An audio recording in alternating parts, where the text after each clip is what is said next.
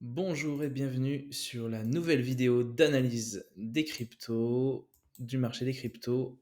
On attaque tout de suite. Il est 22 heures. Nous sommes le mercredi 28 avril. Je n'ai pas fait de vidéo hier car j'ai été très occupé. Veuillez m'en excuser.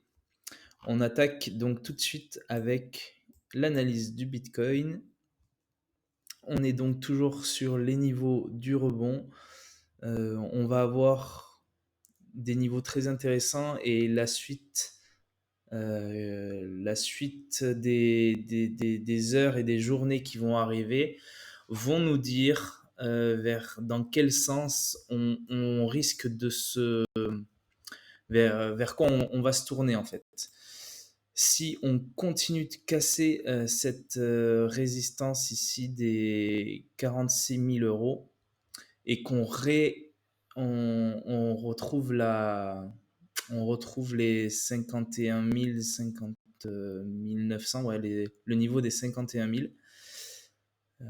Donc au niveau de cette résistance là d'avant cassure qu'on voit ici, on, on a la probabilité que ce soit le scénario que je vous avais présenté ici là qui se réalise. C'est-à-dire qu'on continue doucement à se consolider sur les niveaux des 51 000 et ensuite qu'on reprenne la tendance haussière tant attendue. Voilà, donc ça, on va voir ce qui se passe. Est-ce qu'on va recasser ce niveau des 46 000 pour atteindre les 51 000? Si on réatteint les 51 000, ce sera très positif. Ça voudra dire que voilà, on n'a pas forcément validé le fait que on veuille partir dans une consolidation et que le Bitcoin a plus de probabilité de repartir à la hausse.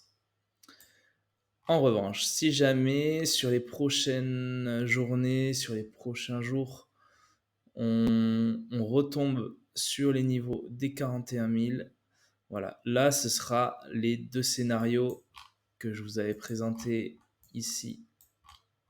Donc le bear market qui est très peu probable pour moi, selon moi. Et ensuite c'est venir sur cette correction de marché.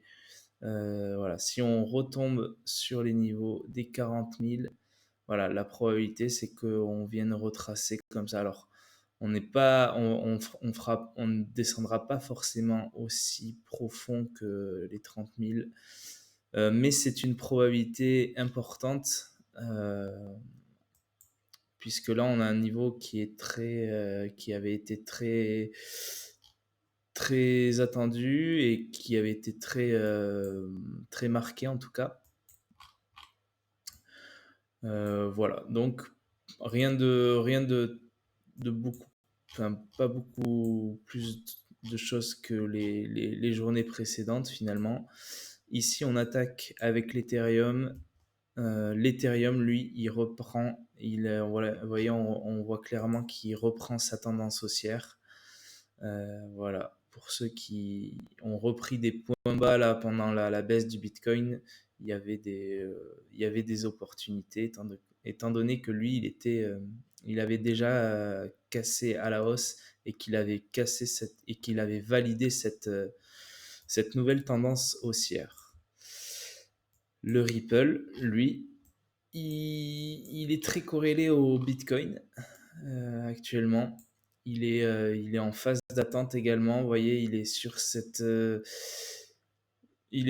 moyenne mobile là. On est toujours en journalier. Il attend de voir ce que fait le Bitcoin. Si le Bitcoin se met à chuter, la probabilité qu'il chute sera importante pour lui aussi.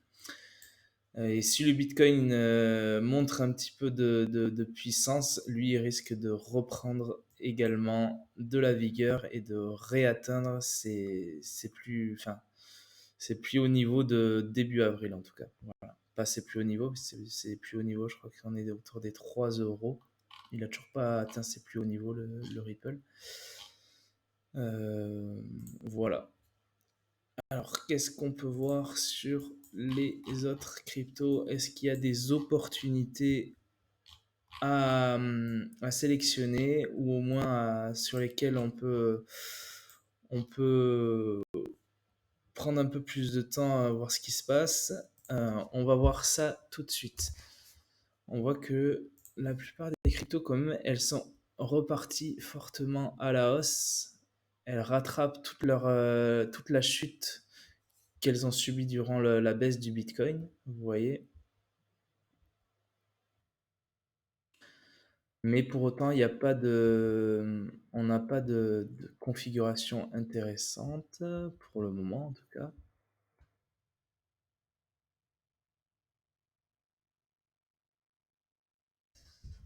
Alors, voyons ce qu'on a ici c'est l'Ethereum. C'est ça, c'est l'Ethereum classique, ça.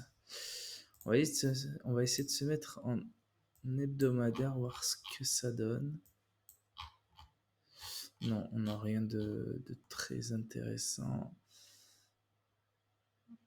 Non, là, on a quand même une belle cassure ici, hein. Une belle cassure avec du volume. Et ici, on a à nouveau du volume. En sachant qu'on n'a pas eu on n'a pas une grande, on n'a pas un grand historique sur cette crypto, donc voilà, c'est probablement l'entame d'une belle tendance haussière, mais là-dessus on peut, voilà, je peux, moi en tout cas c'est pas suffisant pour prétendre à prendre des positions sur ce genre de configuration. Je repasse en journalier. Ici rien d'intéressant. Ici non plus. On a à peu près partout un peu voilà, cette baisse et puis là, tac, la reprise. On le voit clairement hein, sur l'ensemble des graphiques. Le Manao. Voyons ce qu'il a fait. Le Manao. Le Mano. Oui, c'est pas une configuration très intéressante.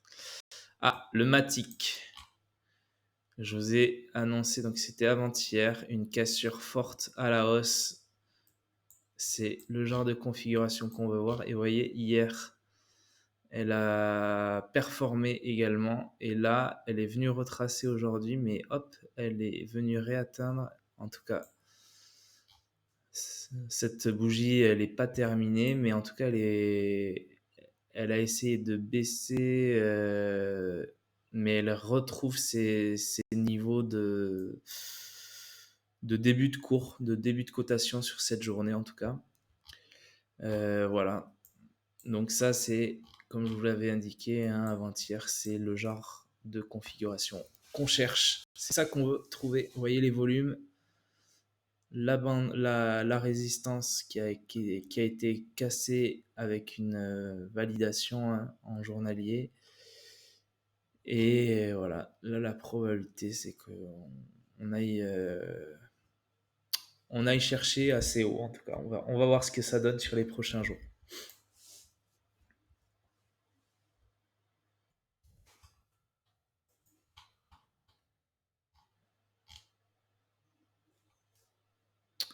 OMG, on va voir ce que ça donne en hebdomadaire.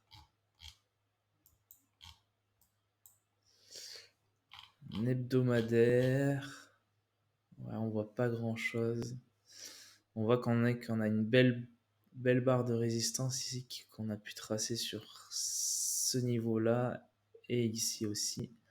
Et là qu'on était venu la casser. Vous voyez, on a un beau creux, un grand creux, un petit creux et ici on est venu casser. Là, il y a eu la baisse du Bitcoin. Et là, voilà, la probabilité, c'est que ça reparte évidemment à la hausse. Tout ça, évidemment, dans le cadre où le Bitcoin, lui, stagnerait ou alors reprendrait sa tendance haussière. S'il venait à corriger, on aurait, comme je vous l'ai déjà indiqué, hein, une probabilité de correction également sur l'ensemble du marché crypto.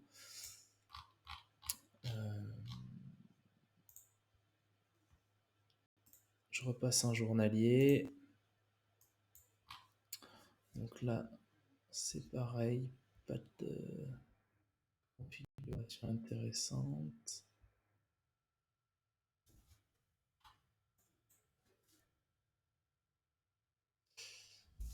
Ah, là, on a peut-être quelque chose.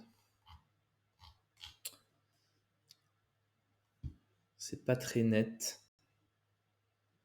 C'est pas très net. Vous voyez ici, tac.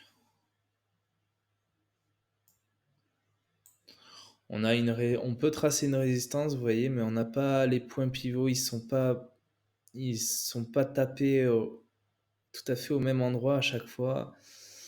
Ici, on a une cassure de cette résistance que je viens de tracer, mais on n'a pas de volume. Il n'y a pas grand-chose là, vous voyez. Donc ça, c'est pas suffisant, selon moi en tout cas, pour prendre position. C'est pas une configuration parfaite. Donc on préfère voilà, laisser son tour, tout simplement.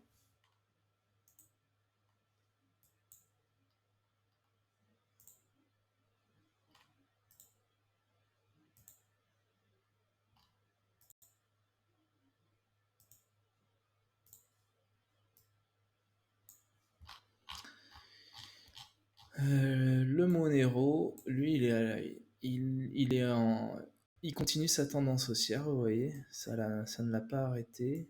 La correction la petite correction du Bitcoin. Et ça, c'est le Dogecoin. Donc là, il n'y a pas de configuration intéressante. C'était là qu'il fallait prendre sa position. Je vous l'avais indiqué dans les premières vidéos début avril.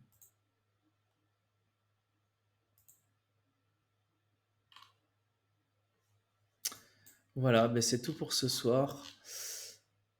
Je vous souhaite une excellente soirée. Merci de bien vouloir vous abonner si vous avez apprécié et de laisser un petit like. Ça m'aide à être référencé et ça m'aide à savoir que les vidéos sont appréciées. Voilà. Je vous souhaite une excellente soirée et à demain pour la nouvelle vidéo. Bye bye.